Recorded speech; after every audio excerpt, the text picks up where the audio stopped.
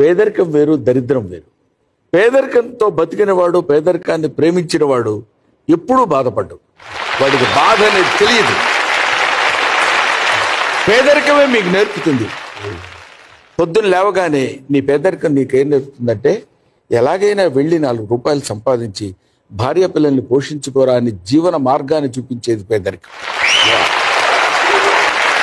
అలా కాకుండా ఏదో పని చేసి ఎలాగైనా ఎవరినో మోసం చేసి డబ్బు తీసుకొచ్చి ఇంట్లో ప్రేమించాలనుకోవడం దరిద్రం.